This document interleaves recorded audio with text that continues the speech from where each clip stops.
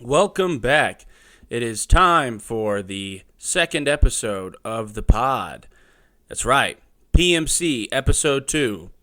Private Military Company? No, Panda's Media Corner. Now, today we're talking about something that's kind of an intersection of various interests of mine. Not just talking about media today, but we're also talking about lifting. I am a meathead.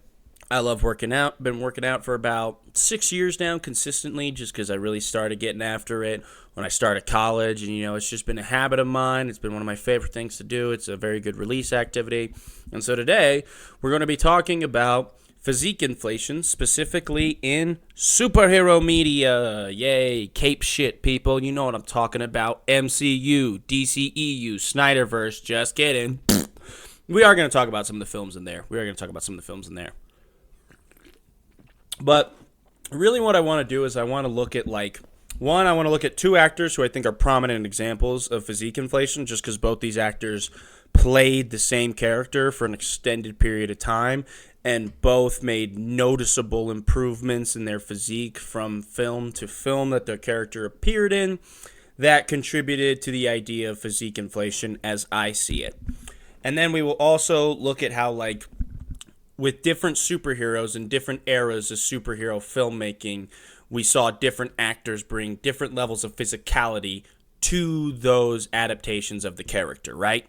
We'll go through probably Spider-Man, Superman, Batman, maybe a few others. Maybe a few. We'll see. We'll see how I feel, okay? So first off, let's just give a basic explanation as to what physique inflation is as a concept or an abstract, I guess. Physique inflation is this whole idea that due to social media and the proliferation of better physiques in popular media, the standard and the perception of what is seen as a good physique has been inflated over time. You think about how back in the early 2000s, Tobey Maguire in Spider-Man 1, people looked at him and they're like, wow, that guy's in great shape. Whereas if you looked at him on screen right now, maybe next to a guy like Chris Evans in Captain America, you would just be like, that guy looks kind of small compared to Cap. And granted, Spider-Man is supposed to be a much smaller hero than Captain America, but either way, it doesn't matter. Because when you're looking at them next to each other on the screen, one is just a much larger, much more jacked and physically imposing looking person, So your eyes are a little bit more drawn to them, and the other person who might still have a good body and be in great shape just doesn't look as impressive. It's like when you see one guy who's maybe in his 30s that's sub 15% body fat in pretty good shape versus when you see a fitness influencer who's at 11% body fat using a bunch of downlighting and shit. One person looks ostensibly better than the other, but the body serve two different functions. You know what I mean? But either way, people are going to compare them, and they're always going to pick the more aesthetic, leaner physique because it looks overall better. And so physique inflation is just how today we're just examining how media has contributed to physique inflation, specifically superhero media. Now, when superhero movies really started to explode, when the MCU really found its footing, you saw the pop-up of a lot of celebrity transformations to get in shape for these roles, right? You'd see dudes who maybe were just pretty skinny before, or guys who were a little schluppy, and maybe even guys who came from totally different styles of maybe they were coming from comedy shows or something like that, who were even schluppier and more out of shape. You would see them get absolutely dialed the fuck in a period of 6 months to a year. You'd watch them undergo a whole physique transformation.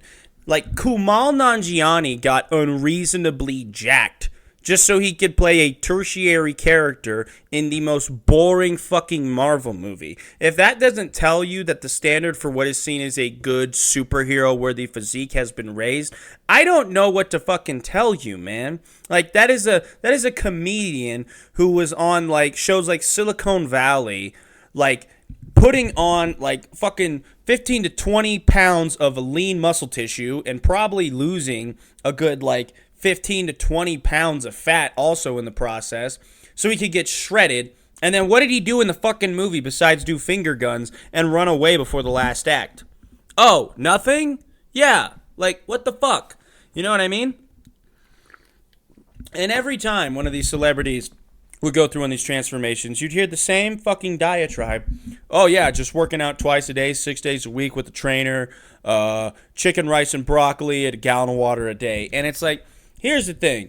One, chicken, broccoli, rice, that is a nutrition-deficient diet, okay? You need to eat other vegetables. You need to have other forms of protein and carbs in your diet. Variety is the key to living a long, healthy life when it comes to your nutrition, okay? You get a variety of different macro and micronutrients from a variety of different foods, so you should be mixing it up. Eating chicken, rice, and broccoli is not some secret hack to getting jacked. There are better things to eat, for fuck's sake, okay? There are better meals to consume that will get you more gains than that fucking meal and probably taste a lot better than that meal. It's just like an automated fucking response. It's like when you talk to an AI chatbot and it keeps giving you the same response. That's what happens when you ask a celebrity how they made this insane transformation. Working out twice a day, 6 days a week, chicken, rice, broccoli, gallon water a day. You know? And if they go off the script, they start fucking short-circuiting because they're like, don't mention any compounds, don't mention any of the things you might have been taking in order to enhance your physique for this role, you know what I mean? And also, like, training 6 times a week, 2 times a day it's impractical. And sure, you could say, well, yeah, but these people, they're getting paid, they have trainers, they have nutritionists. It's like, no, dude, a good deal of these transformations needed the sazul in order for them to happen. And the fact that, like, these actors are feeling the need to where they need to take, like, steroids to look impressive enough on the screen, whereas, like, 20 years ago, that was definitely not the fucking case a lot of the time. That should show you that there's been a noticeable uptick in what is being considered a good physique and, like I said before, a hero-worthy physique, okay? So, basic concept out of the fucking way. Let's talk about 2 of the biggest examples of this. Now, we're going to start with who I think is probably the biggest example. I know some people might think the other guy I talk about is the biggest example, but I do honestly think it's Hugh Jackman. Now, the reason I say Hugh Jackman is just because there is such a noticeable difference and change in his physique from when he started the role all the way back in 2000 when he was 30 years old, even up until now in his last outing as the character in Deadpool and Wolverine in 2024. That's 24 years he's been playing this one fucking character. Now, the reason I say his physique development is the most noticeable is because when you look at him in the first X-Men film, I know I'm going to sound harsh when I say this, but he looks like a fucking guy. Like, the only time he looks even somewhat impressive, like he has somewhat decent, like, muscle development all around, is that first scene where he's under downlighting in the cage arena, just because you see, like, an outline of a cap delt. And, like, the only thing that's, like, noticeably well-developed and looks good on this physique, you know, if we're being honest, and I'm using my fucking asshole, stupid meathead kind of eagle-eye vision on it, is his fucking chest. Like, his shoulders are decent. As someone who's very torso-dominant with, like, the only, like, super strong muscle group in my arms being shoulders, like, he has good shoulders, and they're there already. But, like, he only has chest and shoulders, and it's not, like, an impressive level of development. You're like, wow, look at how big that guy's chest is. Look at how big his shoulders are. You just look at him, and you're like, wow, this guy's in good shape. You know, he looks like a guy. He looks like a guy who runs, who works out maybe, like, 4 to 5 times a week, and eats moderately healthy, you know? Like, Hugh Jackman in X1 is just a healthy guy in the 2000s. Now, you go to X2, you notice, wow, there's a bit more fucking size on this guy. He's looking a bit bigger. His arms have filled out more, and like I said, Hugh Jackman, I can tell he's fucking torso dominant just from the first movie, and so his arms filling out more is like a big, like, whoop, little bit of a sign to me. There's also his traps growing a little bit and, like, showing better response. And then there's, like, you know, his shoulders blowing up, but I won't say that his shoulders blowing up as a sign that, like, you know, he really, like, started stepping on the gas with fucking gear just because he already had shoulders beforehand. But, like, in X2, he's noticeably bigger than he was in X1, and he arguably looks leaner because there are shots where you can see better muscle separation, like especially that fucking fight scene when he's wearing the tank top in the house and he's mowing through the fucking guards, where he's mowing through Stryker's men. Like, there are some scenes where he looks leaner and a lot bigger than he did in X1. And, like, sure, that could have been like a year and a half of just locking the fuck in, eating a bunch of food and working out super hard. But here's the thing. He was also like 30 to 33 in this time period, okay? And yeah, sure. Like between like 26, maybe like 27 to like 33, 34, that technically is your athletic prime, just because that's when your body fully like matures into itself. Your bones start to harden and shit, you know what I mean? So your body's at like the peak of what it can do then. But at the same time, it's like, these are very noticeable improvements. And if you want to, like, say, like, oh, well, I think this is naturally attainable, it's like, yeah, this physique is naturally attainable. However, when we progress forward and we look at Hugh Jackman's physique, especially from X-Men Origins on, it is clear that this dude is getting bigger and leaner with each outing. And if he's not doing both, he's doing one well enough to where it looks like he's getting bigger and leaner. And that's where you kind of know the Sazul's involved. Because when X-Men Origins came out, it was like 2008 when it was filmed. So he would have been close to his 40s. Once you get past 35, for most men, your testosterone starts to naturally decline. It is a part of aging. You're not as young anymore, so your body just doesn't produce as much of it. Now, what's one of the key factors in putting on muscle? What's like the main hormone that helps you put on muscle? Testosterone. So, how does it make sense for a man who has clearly declining testosterone to somehow be putting on more muscle and be getting leaner than he has ever been previous to that point? Does that make much sense? No. The only way that makes sense is if you're in a movie and you're trying to look more impressive so that you can wow the audience with your muscles each time, because the audience has come to expect you to have an incredibly impressive physique. And in order to maintain that, you need to do some, things that are going to bend the natural limit a little bit in order to bring this fictional character to life again, And am I like against actors using, the Sazul to help themselves get in shape for roles? No, not at all. I do not have a problem. I am one of the people you will meet who has no real moral hangups about steroids, where I'm like, it's cheating, it's dishonest, it's not the right way to do things. Who the fuck cares, man? Let people do whatever they want. If an actor's got to get jacked for a role and they got to look a certain way, dude, they're getting paid to look that way. So if they need to take steroids to do that, I'm not going to sit here and fucking moralize with you and be like, oh, they shouldn't have done that. They should have just worked harder. No, dude, they need to be able to look this way but still do their job as an actor. And I'm sorry, but sometimes getting really jacked and really lean when you're natural is really fucking hard, because it throws your hormones out of whack. And when your hormones are out of whack, it can be hard to do regular functions. So imagine not only having to maintain your regular functions while in this weird hormonal state of flux, but then you also have to be an actor. You have to immerse yourself in another person that you're trying to portray to the audience. That sounds like a fucking nightmare, dude. It sounds like a fucking nightmare, okay? It does. It does. And that's the reason why most of the time actors only really get that ridiculously lean for one shot. But if you look at Hugh Jackman in these movies, it's clear he's pretty lean throughout. Like, it's clear when you look at him in, like, movies, like I said, X-Men Origins Wolverine, The Wolverine, X-Men Days of Future Past, that, like, he stayed in, like, a zone of probably, like, 10 to 14% body fat for the process of filming. Sure, when he's, like, hydrated, fully fed, and he's not, like, dehydrating for certain scenes so he can look, like, super peeled, he's probably, like, closer to 14, has a little extra mass on him just to help him, like, get by and, like, have more normal functions. And then when he's got to get super peeled, he's got to look really veiny and striated and dry for those shots that they get to show off the physique.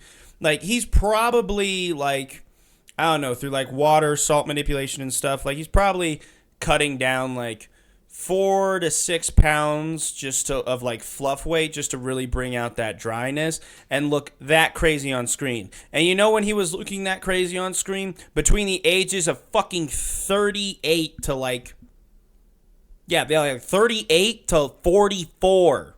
38 to 44. Do you know how many 40-year-olds that look like that aren't on gear, dude? I know a lot of 40-year-olds on fucking TRT because I go to a lot of gyms, and some of them look like that, but the vast majority don't. In fact, there's more people at your gym that are on gear than you know, and if you looked at them, you would be like, oh, well, you don't look like a bodybuilder. You don't look like a superhero movie character. You know, you don't look like crazy jacked. And it's like, yeah, that's the reality of steroids, guys. Like, when it's done right, it can get really impressive results, but a lot of people don't do it right, and they end up with very middling results. So people end up having this weird distortion where because they think steroids are some fucking miracle drug, and they're not shown like the cases where people take steroids and still end up looking average or just slightly above average. They think that like steroids are magically turn people into these jacked super gods when it's like, no, steroids are part of the equation. If you do steroids but you don't train hard and you don't eat right, you will not get the most out of those steroids. You might put on a little bit of muscle, but you won't put on as much as you can, and you sure as shit will not retain it once you go off cycle, especially if you're not like measured in how you do a PCT after in order to keep your hormones and your endocrine system in check after coming down from putting exogenous amounts of testosterone and other hormones into your system. I'm sorry for the whole rant on steroids, but this is important because this is a 38-year-old man doing steroids so that he can play a character that in the comics is really supposed to be like this short little hairball, you know? Like, Wolverine's built like a fucking cannonball, but they didn't even want to cast a short guy for this movie, so they got handsome 6'3" fucking Hugh Jackman. And being that he's 6'3", Hugh Jackman just has a naturally larger frame than Wolverine would, and so therefore he'd have to put more muscle on his frame in order to fill it out and look as impressive as he needs to in order to keep up the appearance of playing a fucking comic book character on the screen. See what I'm saying? See how this all ties in? Okay, good. You're listening. Sweet. Fuck yeah. And so, that's really my piece on Hugh Jackman, is that when you really look at him, you look at the progression of his physique throughout his career, you look at how many improvements in terms of not just like muscle development, muscle maturity, but also just sheer size and conditioning. It is clear that like physique inflation is a real fucking thing. This guy was playing the same character and had to keep getting jacked or leaner in order to keep playing him sufficiently in a way where comic book audiences would be like, oh yeah, that's Wolverine, dude. Even though like comic book readers know it's like, yeah, I guess that's Wolverine, you know, he's not short, nobody's calling him a smelly midget, you know. He's not constantly calling people bub. Actually, no, I can't say that. Hugh Jackman does call people bub, which I'll give him credit for. He does it in the later movies. Which I like. And don't get me wrong, I like Hugh Jackman as Wolverine. Do I like a lot of Hugh Jackman's other movies? Not particularly. But, you know, I think he is great as Wolverine. It's just, when we're talking purely in the realm of physique, there is a noticeable uptick. There is. And that can be directly attributed to physique inflation. Now, second example we're going to talk about. This is a pretty prominent one. You all know him. It's the charming, handsome Australian hunk himself, Chris Hemsworth. Chris Hemsworth. Well, what can I say? He's an Aussie. He's jacked. He's handsome. He's got steely blue eyes. I actually don't know what colour his eyes are, but they're pretty, cunt. I was about to go full Steve Irwin. Right over there, we've got a wild Chris Hemsworth. He's currently preparing for the 5th Thor movie. He's in a very agitated state. I'm going to touch him with a stick, see how he reacts. Fuck you doing, mate? He's angry! But anyways, it's time to talk about Chris Hemsworth in the context that we mean to talk about him in, and that is physique inflation and how much more just jacked he's gotten playing Thor in the last 15 years. So let's just pull this up. Thor 2011. Give me Physique. There we go. You look at Thor's physique, or Chris Hemsworth's physique, I should say, in fucking Thor 1. He looks really solid. Like, he looks solid. All the popcorn muscles are there, and there's, like, some fucking development. Like, holy shit, he's got some hawkers, brother. Some absolute just milkers standing right there. He's got good arms. He's got a very good waist and, like, just great V-taper. Like, honestly, of a lot of the physiques we've seen, like, starting out in superhero movies, this is one of the best first showings. Like, my God, this is a good physique. Like, I would love to look like this. You know, this would be great for me. And this would be great for 98% of people. The way Chris Hemsworth looks in Thor 1, minus the fucked up dye job they did on his hair and his eyebrows and shit, it looks fucking fantastic. It's a great physique. You just look at it and you're just like, wow, like, that guy looks good. You would look at a guy like this and be like, that guy definitely hits the fucking gym hard. That's not a guy you look at and say, oh, yeah, he probably works out. That's a guy you look at and you're like, holy shit, dude. Do you, like, spend every hour of your day in the fucking gym? Do you eat nothing but, like, fish, chicken, and rice? You know? But it's just, you know, one, he's Aussie and he's got a big frame, and two, you know, there might have been a little something helping him. Might have been a little something. I'm not going to make any accusations when it comes to the first movie, but we're going to get to some ones in a bit here where it definitely looks like there might have been a little something helping him. I'm just saying. Okay, so Thor 2011. He looks good. He looks good. Okay, let's go to Thor the Dark World now. And you might say, why are you skipping over Avengers? Shut the fuck up. I can go in whatever fucking order I want. Shut up. Okay, now we pop over to the Dark World. Now, in this one, even from like the limited shots you see of him in this movie, you can just tell he is somehow bigger and leaner. Now, when you start out, and like, here's the thing. In between some of these movies he did for Thor, he also did other movies where he significantly downsized and then somehow managed to like regain this huge mass back. And not only a lot of times did he manage to gain the mass back, he managed to come out looking more impressive somehow. Like in Thor the Dark World, he looks bigger and leaner than he did in the first Thor. And in the first Thor, like I just mentioned, he has a great physique. He looks really good. Like, he just does. But, like, just from the few shots you see of him in the Dark World, you could say, oh, well, they're using lighting a little bit differently. But no, he just looks noticeably, like, denser when you look at him in terms of how the muscles look, too. There's a higher quality of muscle maturity. There's more separation. There's more detail. You could see more things moving as he's doing shit. That is a sign that he is not only bigger, that the muscles have grown, but he's also leaner. And when you're already pretty fucking big and, like, in really good shape and relatively lean, because in that first Thor movie, he's not, like, super lean. He's not. But you can still see, like, the outline of front abs. Like, they're not fully defined, but you can still see the shape of them pretty clearly. And to see the shape of abs with this level of muscle tone and, like, clearly this level of muscle mass, this is close to, like, what most people will achieve in, like, 5 to 10 years of lifting, okay? And then he somehow managed to add another like 2 to 3 years of progress onto that in a short amount of time as he was oscillating between roles like Rush, this role, Heart of the Sea, and other stuff, you know what I mean? And then Thor the Dark World, there's not a lot of shots of him, but let's see. Let's go to Age of Ultron, because there is a fucking scene in that where Thor shows off his body. Physique. God damn it, you know what I want to see, Google. Stop it. Okay. Yeah, Age of Ultron Thor physique. When he goes into the fucking cave, now you could be like, oh, well, he probably got really dehydrated for this shot, and that's why he looks that way. But he still looks lean as shit, and he still looks big. You know, he looks just as big and just as lean as he was in the Dark World, and I don't believe for that one that he was, you know, all natural. Now let's go to Thor Ragnarok real quick.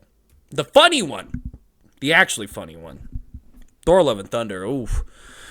When I do my episode on the MCU and just rant about it, we'll go through that. Now, in Thor Ragnarok, I'll admit, he doesn't look like a ton bigger. He just looks really lean, and they got some good shots of him. Because if you look at him he looks almost flatter than he does in fucking Thor 1. Like his chest looks a little flatter. He is leaner, but because he's leaner, his muscles are just naturally flatter, and so they're not as puffed out. You don't get those like kind of full look as you would get if you were like a bit more like, probably like 2-3 body fat percentage points higher, but he has the fully cut six pack, and like let's not forget, like by the time it's Thor Ragnarok, like let me just look up Chris Hemsworth. I need to know his age. No, I'm on images. He's 42 years old. Okay? Born in 1983. So in Thor 1, he's 28. Now, I can believe that a guy who's like 27 with like a background and who has worked out before and like knows how to train can get in that good of shape, right? I can buy that. However, as he gets older, somehow getting like bigger, leaner consistently, even though he's not like spending all his time training for this one specific role, he is also doing other movies and other projects in between that don't require the same level of physicality for those roles. So he downsizes in between and then somehow gets bigger and leaner for the next movie in a lot of cases. And like I think the most glaring example of like just like how much like he's having to do in order to keep up appearances as Thor, and just like proof of like the fact that there's definitely Sazul going into this. We're just gonna look at Chris Hemsworth, Love and Thunder physique. Love and Thunder, he is fucking jacked. Like, this might be the most physically impressive he's ever looked. And you could say, oh, well, he was also training for the Hulk Hogan movie. But, I mean, like, when you saw BT behind-the-scene photos of him on set, like that one set photo of him with Taika, his arms looked fucking gigantic, and his tits looked huge. He looked like the reincarnation of, like, fucking Hulk Hogan in that photo. And then later in the movie, when his clothes get blown off and shit, dude, I mean, literally, you can see, like, you could see so much fucking detail in chest, shoulders, arms, abs. You can even see like width in the back, dude. Like everything's clearly defined, everything is capped, everything is separated.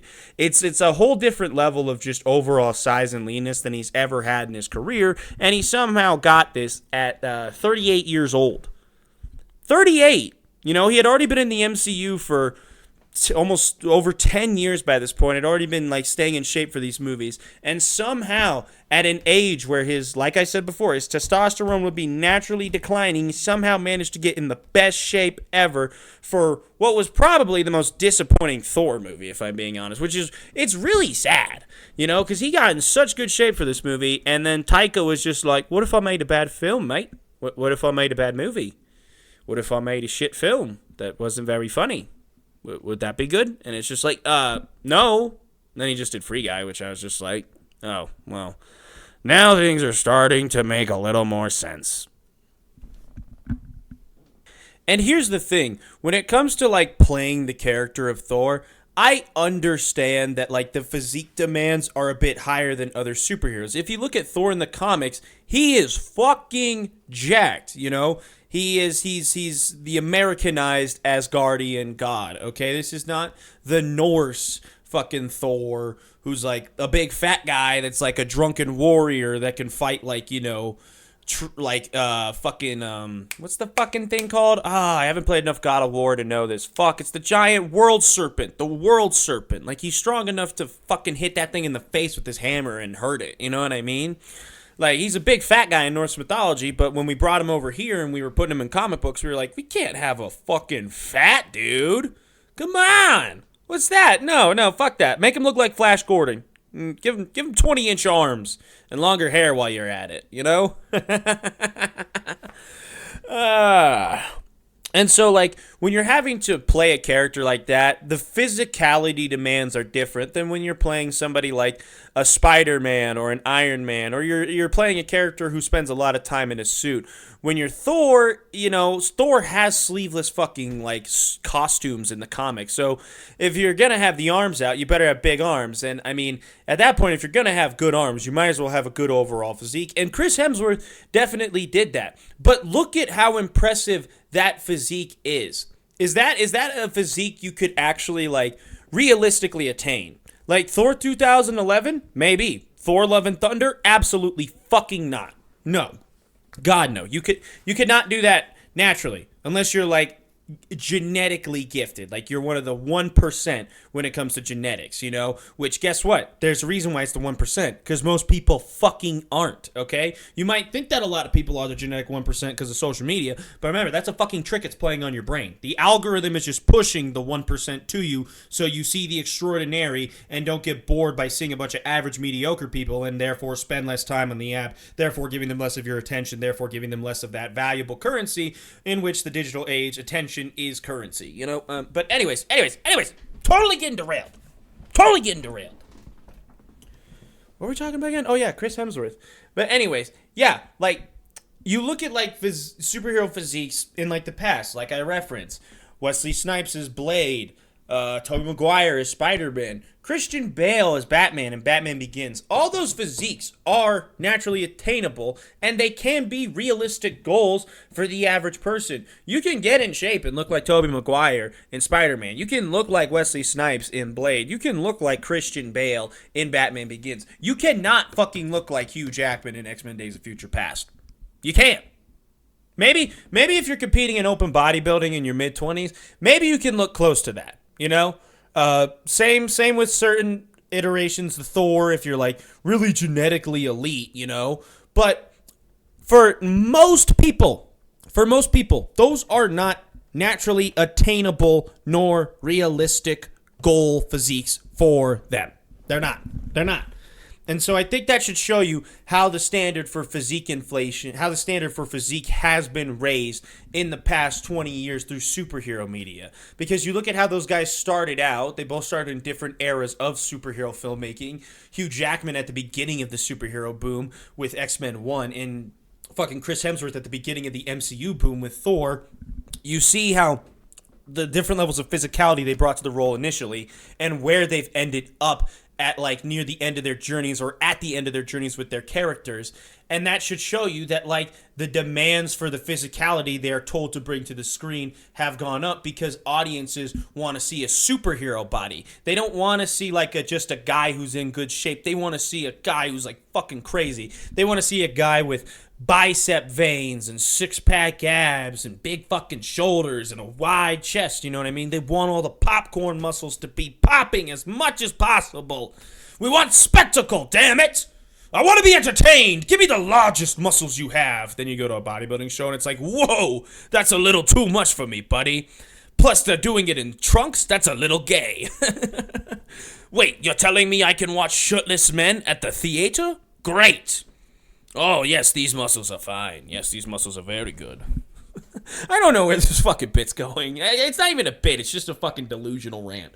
But, you know, physiques and the standard for them have gone up in the past 20 years. Now, let's talk about characters and how different actors have brought different levels of physicality to the role. Now, since I've already mentioned Christian Bale, I mean, I did also mention Tobey Maguire. Do I do Spider-Man or Batman first? Vote now! Y'all remember the American Idol theme song? When, like, they would be like, hey, vote for which one of these motherfuckers you want to not fulfill their dreams of getting a music career. Right now. Fuck them. Dude, I remember. I wish I had a phone back in the day sometimes when they did the American Idol elimination. Because there were some people who, like, just got by and I just never understood it. I was just like, God fucking damn it, dude. I don't get how this dude won or how this lady made it this far. She's not that good of a singer. The shit she chooses is not that interesting. Sometimes she sings or he sings out of their fucking range and it sounds like shit, and we're on national goddamn television. Like, let's be some fucking professionals, okay? I know you're all trying to be the next pop star, but like, bring some like professionalism to it, you know, some je ne sais quoi. I don't know how we got on American Idol. Anyways, have I decided yet? Have I decided who I want to do? No, I have not. Just kidding. We're going to talk about Spider-Man. Mainly just because with Spider-Man, It's interesting in that a lot of the Spider-Man actors have gone for the same kind of physicality. It's just they're all built different and have different backgrounds. So it looks a little bit different. Weirdly, this is a case where you don't see a ton of inflation because Tobey Maguire is in great shape in the first movie. Like, he looks good in the first movie when they do that physique shot of him. Like, you see good muscle tone. He's clearly lean. He's like at that perfect shape where he'd be athletic enough and dynamic enough in his movement to where he could realistically be a hero like Spider-Man, but he's not like so ridiculously lean and peeled that it wouldn't make sense for Spider-Man to be that lean because I mean, like, we all know that, like I said before, you need a certain amount of body fat in order for your body to perform certain hormonal functions and certain processes normally. And once your body fat dips below that, it starts to become harder. I don't care if he has fucking spider powers. That shit probably would suck too if Spider-Man was down to like 5% body fat. Like, Spider-Man is not swinging around the streets at 5%. He's swinging around the streets at like 12 to 15%. You know, that's where a lot of healthy athletes, you know, that's the range they stay in, like an NBA player. You know, that's the kind of, sleeker frame that Spider-Man would have as a hero. And so Tobey Maguire fits that perfectly.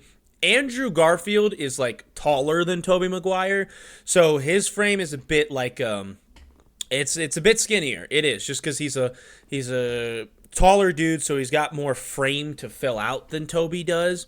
So it's harder for him to fill that frame out while still being like super skinny and lean and like, have a ton of like noticeable muscle tone. Not saying that Andrew Garfield didn't look good in the movie. It's just like, I know what a skinny dude who's like relatively lean looks like, They might have some muscle mass, but it's not a ton. And, I know Andrew Garfield was in shape for this movie, but like, his physique is probably the least impressive of the three Spider-Men because Tom Holland, that motherfucker comes from a gymnastics background. This kid is athletic, clearly like keeps in shape.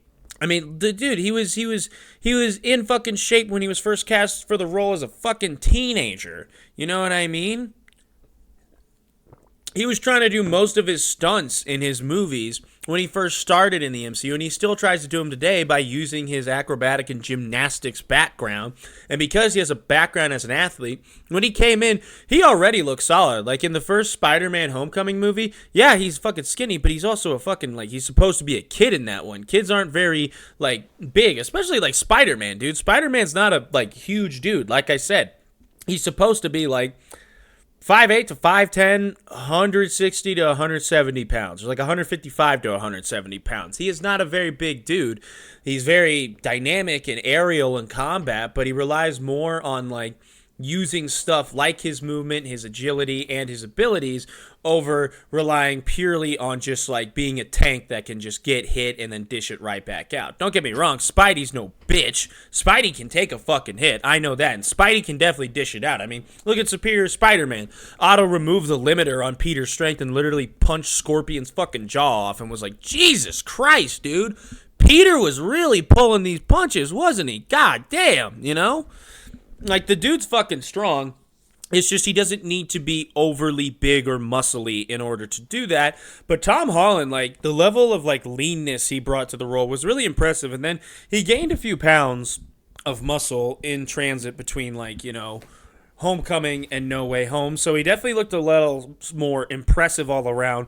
But, like, the inflation on this one's interesting because there isn't a ton of inflation. It's not like Tom Holland is walking around here at like 185 at like 6% body fat where you can see all these veins and shit for the new Spider-Man movie. No, he just looks like to be at a healthy athletic weight that will allow him to do his stunts and will allow him to still like embody the physicality of Spider-Man well, But now, let's get on to my favorite superhero.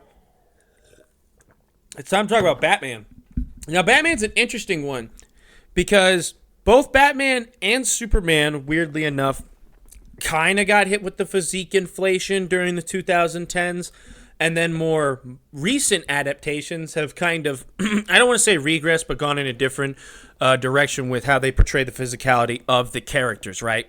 So, like, let's just go with Batman first. For the sake of this, we won't do the 90s movies just because for a lot of the 90s movies, they didn't really focus on showing any physique shots of any of the actors who were playing Batman, mainly because they were just wearing fucking muscle suits. So either way, it didn't matter if you had big pecs or good arms because the suit would just make it look like you had big pecs and good arms. And then the rest of the time, you'd just be in like a full fucking jacket or like a long sleeve shirt or some shit like that. Because you look at it in those movies, Bruce Wayne mainly wears suits like fucking long sleeve shirts and all this other shit. Like, come on, get a little slutty with it, Bruce. Come on.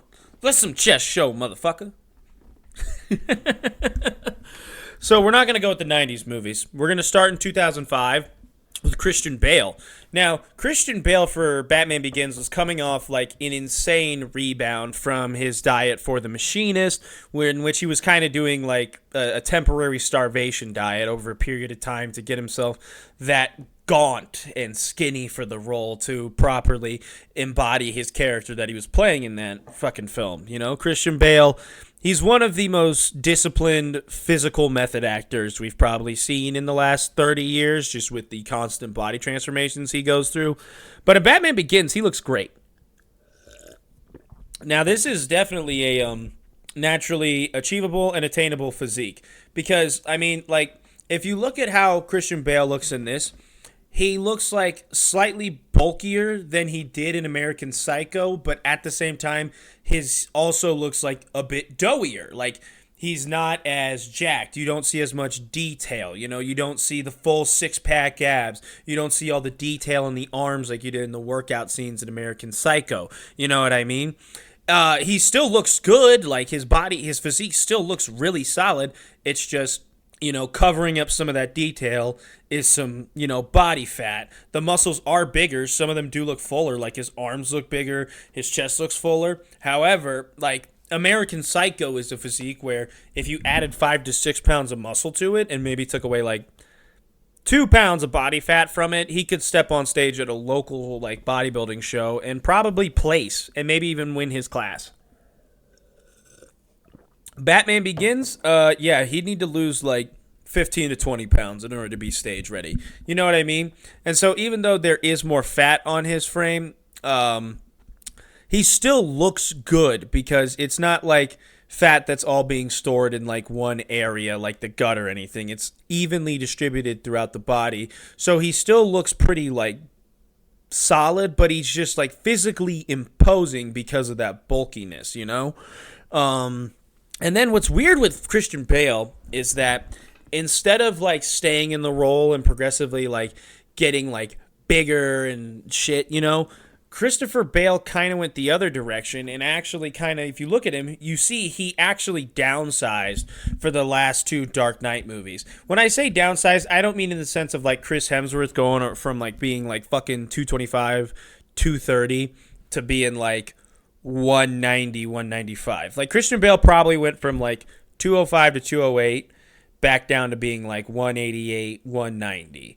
You know, because you look at him in The Dark Knight, he is leaner. His face is sharper and stuff, but he still clearly has like a good deal of like muscle mass on his frame. It's just not as much as he had before, and he's clearly not carrying around that excess body fat that made him look bulkier in Batman Begins, and he maintains this through Dark Knight Rises. And I honestly think the reason he did this was just because it was a lot easier to be in this kind of stable weight range for these movies, especially because in this point of his career, he was still doing like body transformations for other movies like American Hustle and shit and like The Fighter and stuff. So like going from 180 down, or going from like 185 down to like fucking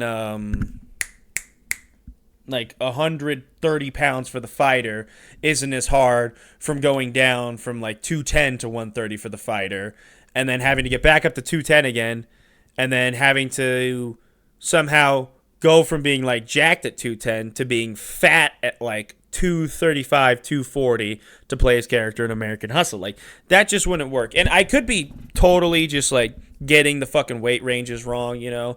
I'm just kind of doing the eye test and looking at Christian Bale and kind of eyeballing like how much he weighed, how much he kind of went down for this other role, you know what I mean? And he's an interesting case because he's like an actor who takes his craft seriously. You would think, well, why wouldn't he want to get jacked like these other guys did? But it's like, well, because the role didn't really demand for that. You look at the suit in Batman Begins, it's a lot bulkier, it's a lot more physically imposing, but then like the suit in like Dark Knight Rises and The Dark Knight is a lot more tactical. It gives Bruce more mobility. He's not like as physically imposing, but he's a lot more mobile and agile, which suits him as a more experienced, more tactical Batman who's not relying purely on his strength to beat up criminals and, you know, underworld operators in the city of Gotham. You know? So that's like an interesting case where you see like a guy start like big and shit, but then kind of go down. And then once we got to the Snyderverse era of Batman, I'll give Batfleck this. For Batman vs Superman, that guy brought his fucking A game. For all the other movies, the suit is doing a lot of heavy lifting. There's a reason he doesn't get shirtless scenes in the other movies, but he gets that whole workout montage in Batman vs Superman. And that's because this guy got fucking big. Like, I'd say in terms of, like, muscle mass, he put the same amount of mass on his frame that, like, Christian Bale had, but I think, like, Bale in Batman Begins, of course, but I think he's just a bit leaner than Bale was in Batman Begins because you can see more muscle definition, you can see more of his abs, you know, and obviously he's working out in the montage, so the abs, so all these muscles are being, like, used in junction with each other throughout these movements, so obviously you're going to see them as they're, like, contracting and shit, you know, as they're performing there's exercises that Bruce is doing. So you could say, oh, well, he just looks that jacked because he's like doing a whole training montage. And it's like, yeah, but to look that jacked during a training montage, you have to just be in good shape. And Ben Affleck was in good shape. Do I believe like he was actually doing like weighted pull-ups with like 90 pounds? No, but I could believe Ben Affleck in this shape banging out like a solid set of 10 pull-ups and maybe throwing on like a 25 to a 45, getting anywhere between like 4 to 8 reps. I could totally see that. You know, this is a very solid physique, and it's not like the hugest upgrade. It's not like the biggest case of inflation, because that'll come next. But it is fucking like noticeable, where you look at Christian Bale and you look at Ben Affleck, and then you're like, ooh, yeah. One of these guys definitely spent a lot more time in the gym for the role. You know, no disrespect to Christian Bale. Still looked great. But just like Ben Affleck really dialed his shit in. And it was because Zack Snyder, you know, he's a dude who wants to get like cool shots and stuff. And so, of course, he wants Ben Affleck to be jacked if he's going to give Batman a training montage. He needs Ben Affleck to be jacked. How the fuck else is he supposed to look cool? You're going to go to the director of 300 and tell him, actually, Zach, yeah, I don't know if I want to have six-pack abs for this scene, dude. It just seems really hard. Zach's just like, no, dude, we're shooting the fucking six-pack. You want to know why? Because the idea of shooting Batman's six-pack came to Zach in a dream, okay? It came to him, and now you're going to shoot it. And Ben Affleck, you better be in fucking shape for it. But after Batman vs. Superman, the suit is doing all the heavy lifting. So as much as I want to give like Batfleck a lot of credit for his physique, it's like you did only maintain it for one movie, and then it was clear like it wasn't even downsizing. It was just like Ben Affleck didn't want to have to stay in Batman shape like at all, because he's like, dude, I'm a fucking dad. I don't want to do this shit. I'm already having to deal with J-Lo. And so, you know, Batfleck, for a brief window, was a definite step up in terms of the physicality of Batman. But then, interesting enough, with Robert Pattinson's Batman, what you notice with him is he's not very jacked. If anything, he's kind of built like a UFC light heavyweight. You know, like a UFC fighter that's under 200 pounds. Like, that's what he's built. Like, he's lean. He's got some, like, development in the back. They don't really give us a lot of physique shots in the Batman. But you can tell he's, like, decently filled out his frame. He's not, like, super skinny or anything. And this is a Batman who, like, I'm going to say this right now, also off rip. Pattinson, his fight choreography fucking clears Nolan's Batman. It does. It does. I don't care. I know you guys love Christian Bale Batman movies, but guess what? Robert Pattinson Batman already has phenomenally better hand-to-hand fight scenes. The best Batman fight scene is probably the warehouse scene from Batman vs. Superman, which is, it's weird to say that, because it's like, I hate that movie, but it's like, That's a really good Batman scene, a really good Batman fight scene that I don't think a lot of other movies have managed to do as well, where they show off Batman using a versatility of his abilities, right? But anyways, this version of like, you know, Batman is not meant to be like a big bulky linebacker ninja. He's meant to be built more like a UFC fighter. Plus, look at the way he presents himself. Like, Bale Bat is relying a lot on stealth and theatrics and stuff to like do his operating as Batman. Whereas Pattinson, he kind of operates more like a cowboy bounty hunter in the way like you hear his boots thump on the ground when he emerges from the shadow. Look at the design of his the design of his cowl, the fact that his armor has like plating and shit on it so he can just be a tank. This is not a Bruce who needs to be like strong enough to knock people out in one hit and agile enough to like dance around the entire place like a fucking ballerina or something, you know? This is a Bruce who's like fine with sitting there taking a little damage, but he knows he's gonna throw off some hits that are gonna hurt some people, you know? And just from like the first scene of him like doing hand-to-hand combat, you can already tell that this version of Batman is a very competent hand-to-hand fighter, you know? And in order to sell that, you wouldn't be like super jacked. I know like comics and stuff have told us that you can be 6'2", 210, wear a full fucking suit of armor with a cowl and a utility belt and all this and still move like that. You're not that's not happening unless you're an elite fucking athlete. That's not happening unless you're like the top 1% when it comes to genetics in terms of athletics, okay? It's just fucking not, all right? It's not. So when we're making a Batman in live action, we need to choose what route you're going to go with Batman. And I think Robert Pattinson's physique for whether they were going with that Batman fits it well. And I think for all these actors, they brought a good level of physicality to Bruce Wayne and the Bat that I think kind of reflected what the filmmaker was trying to do with the character.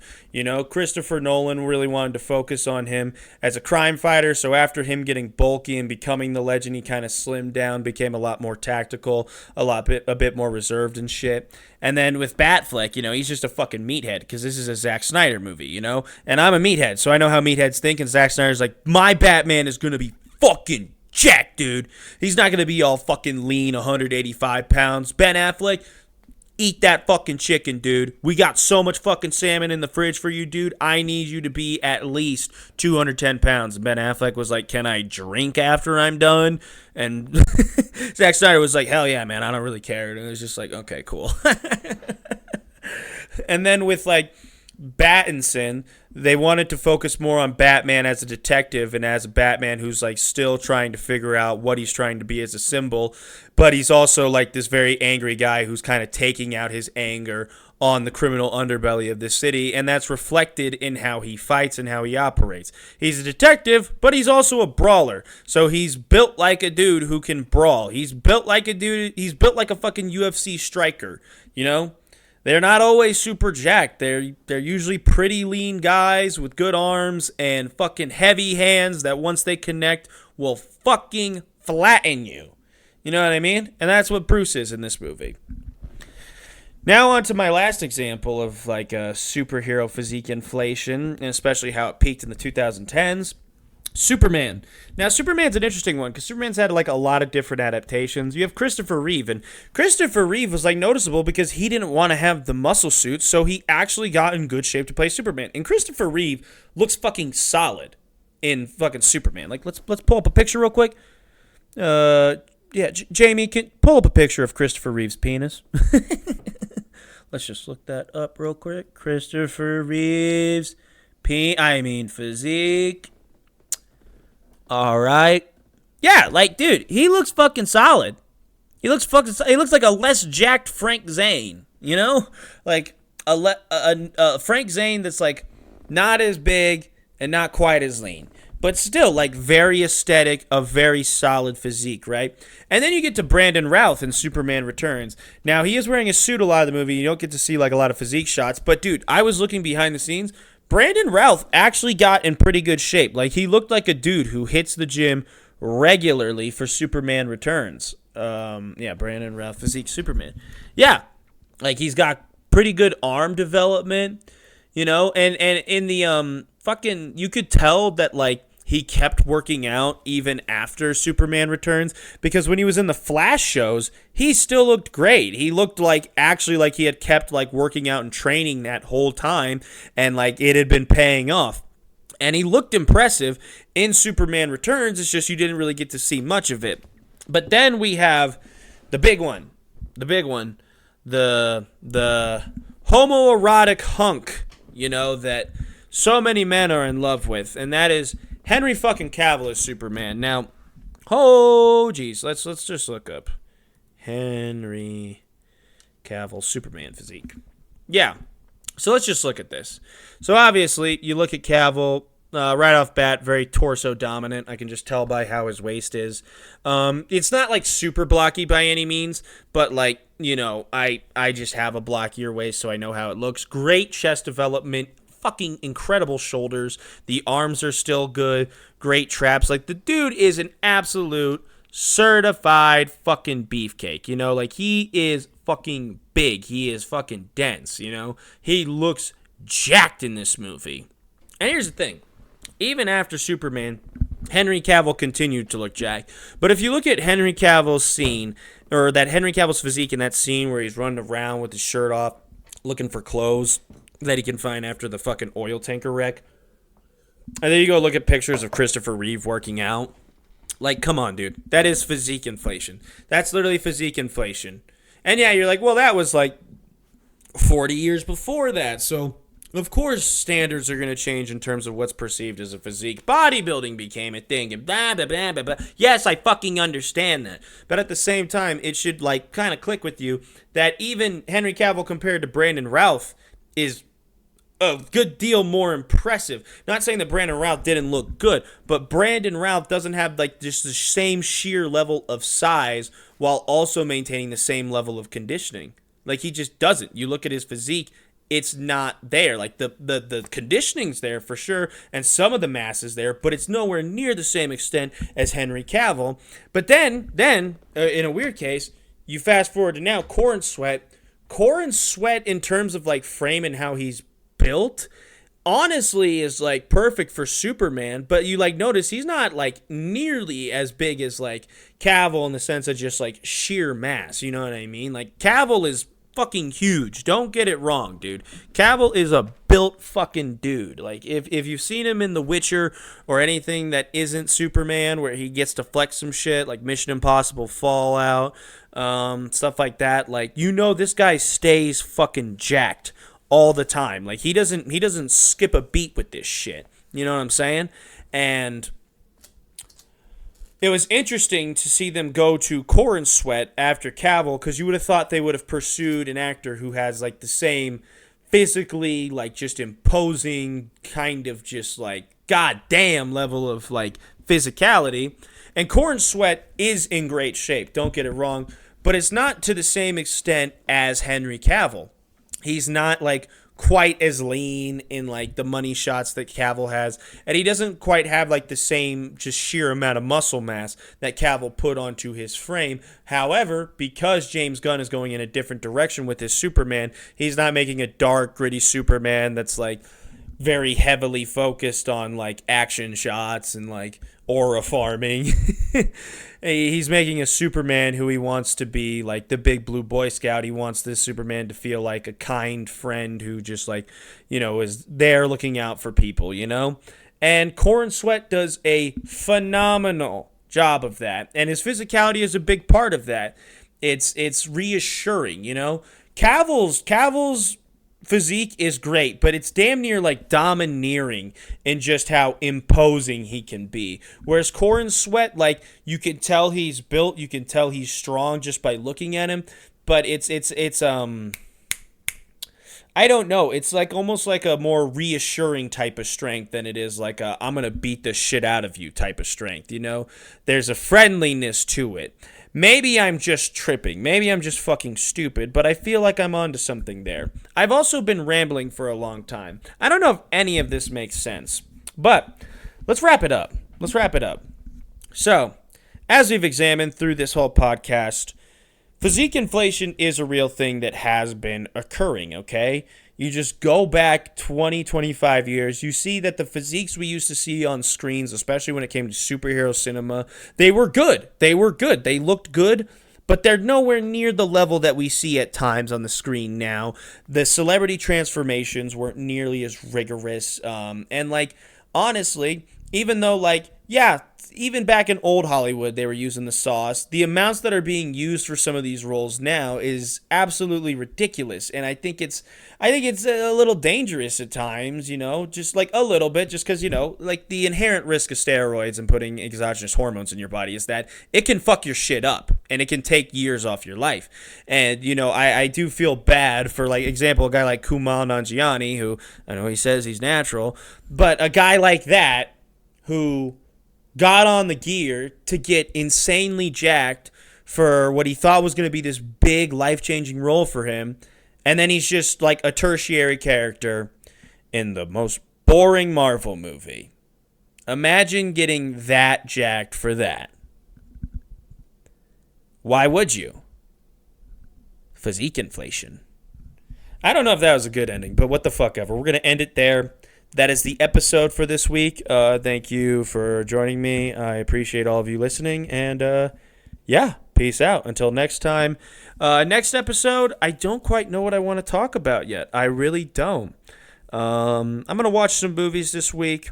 That'll give me an idea of kind of what I want to talk about. Or I'll probably have like a fucking demented rant at work or to one of my friends or some of the people I know that will eventually serve as the basis for an entire podcast episode, because I'll get so worked up thinking about it in my head that I'll be like, no, I have an hour worth of material to do. I'll sit down to record it, and then I'll be like, fuck, I do not have an hour's worth of material on this. And then I'll have to bullshit, astroturf some other concepts and some other stuff. You get it. Anyways, peace out. Thank you for listening.